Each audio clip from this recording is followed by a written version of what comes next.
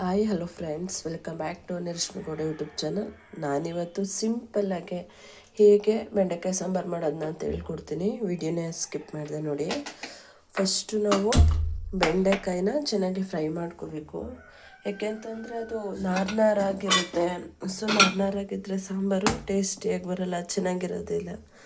So ಬಾಣಲೆ ಕಾದಿದೆ, ನಮ್ಗೆ ಎಷ್ಟು ಬೇಕೋ ಅಷ್ಟು ಎಣ್ಣೆನ ಹಾಕ್ಕೊಂಡಿದ್ದೀನಿ ನೋಡಿ. ಎಣ್ಣೆ ಸ್ವಲ್ಪ ಬಿಸಿ ಆದ ನಂತರ ನಾವು ಹಚ್ಚಿಟ್ಕೊಂಡಿರುವಂತಹ ಬೆಂಡೆಕಾಯಿನ ಹಾಕೋತಾ ಇದ್ದೀನಿ.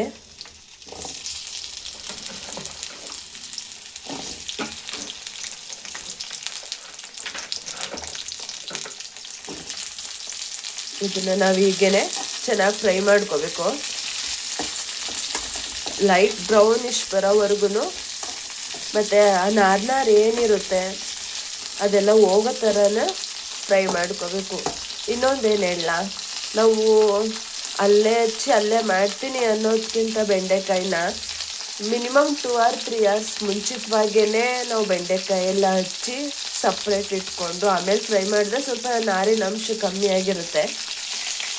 ಹಾಗೆ ಮಾಡಿದ್ರು ಬೆಸ್ಟು. ಸೊ ಫ್ರೈನ ಆವಾಗ ಜಾಸ್ತಿ ಟೈಮ್ ತೊಗೊಂಡು ಮಾಡೋ ಅವಶ್ಯಕತೆ ಇರೋದಿಲ್ಲ. ಇಲ್ಲಾಂದರೆ ನಾರಿದ್ದಾಗಲೇ ನಾವು ಫ್ರೈ ಮಾಡಿ ಸಾಂಬಾರು ಮಾಡ್ತೀವಿ ಅಂತ ಹೇಳಿದ್ರೆ ಸ್ವಲ್ಪ ಟೈಮ್ ಹಿಡಿಯುತ್ತೆ. ನಾನು ನಿಮಗೆ ಏನೇನು ಇಂಗ್ರೀಡಿಯೆಂಟ್ಸ್ ಬೇಕು ಅಂತ ತೋರಿಸ್ತಿಲ್ಲ. ಇದಕ್ಕೆ ಸಿಂಪಲಾಗಿ ಬೇಳೆ ಸಾಂಬಾರು ಮಾಡ್ಕೊಳ್ಳೋಣ. ಇದು ಬೆಂಡೆಕಾಯಿಲಿ ಅಂತ ಹೇಳಿದ್ರೆ ಬೆಂಡೆಕಾಯಿ, ಈರುಳ್ಳಿ, ಟೊಮೊಟೊ ಒಂದು ದಪ್ಪದ್ದು ಆಗಿದ್ದರೆ 1 ಈರುಳ್ಳಿ, ಮೀಡಿಯಮ್ ಸೈಜ್ ಆದರೆ 2 ಈರುಳ್ಳಿ, ಮತ್ತು ಬೇಳೆ, ಟೊಮೊಟೊ, ಸಾಂಬಾರು ಪುಡಿ, ಇದಿಷ್ಟು ಬೇಕಾಗಿರೋ ಇಂಗ್ರೀಡಿಯೆಂಟ್ಸು ನೋಡಿ. ಇದೇನು ಇನ್ನೇನು ಫ್ರೈ ಆಗ್ತಾ ಬಂತು.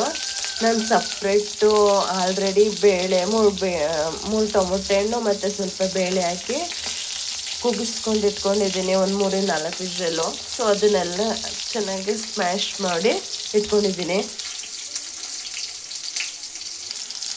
ಇದು ಸಾಕು ಫ್ರೈ ಆಗಿದ್ದು. ಸೊ ಈ ಥರ ಆದರೆ ಸಾಕು. ನಾನು ನಿಮ್ಗೆ ತೋರಿಸ್ತೀನಿ. ಈ ಥರ ಆದರೆ ಒಂಥರ ಚೆನ್ನಾಗಿರುತ್ತೆ, ಕ್ರಿಸ್ಪಿಯಾಗಿ. ಇದು ಹೀಗೆ ಇರಲಿ. ಈಗ ಸಾಂಬಾರನ್ನ ಒಗ್ಗರಣೆ ಮಾಡ್ಕೊಳ್ಳೋಣ. ನಾವು ಒಗ್ಗರಣೆಗೆ ತುಪ್ಪ ಇಲ್ಲ ಅಂತ ಹೇಳಿದ್ರೆ ಎಣ್ಣೆ ಯಾವ್ದು ಬೇಕಾದರೂ ಯೂಸ್ ಮಾಡ್ಬೋದು. ಬಟ್ ನಾನಿಲ್ಲಿ 2 ಟೇಬಲ್ ಟೀ ಸ್ಪೂನಷ್ಟು ತುಪ್ಪನ ಒಗ್ಗರಣೆಗೆ ಹಾಕ್ತಾಯಿದ್ದೀನಿ. ಸ್ವಲ್ಪ ಸಾಸಿವೆ,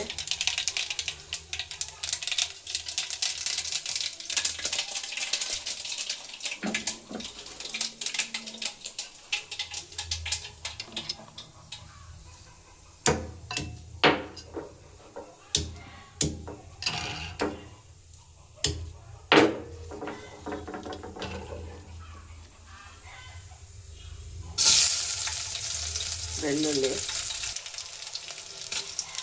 ಮೆಣಸಿನ್ಕಾಯಿ, ಸ್ವಲ್ಪ ಕರಿಬೇವು.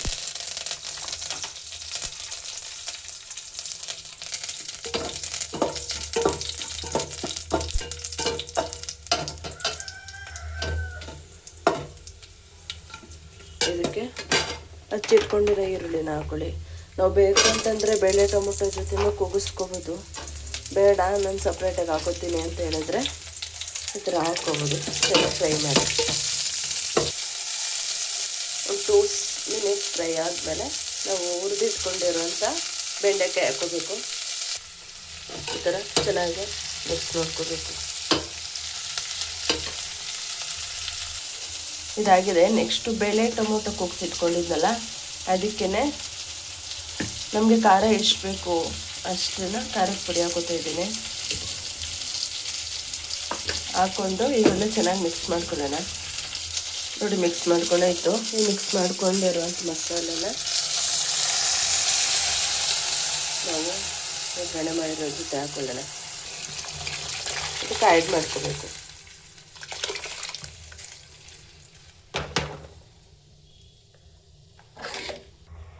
ರುಚಿಗೆ ತಕ್ಕಷ್ಟು ಉಪ್ಪನ್ನ ಹಾಕೋಬೇಕು.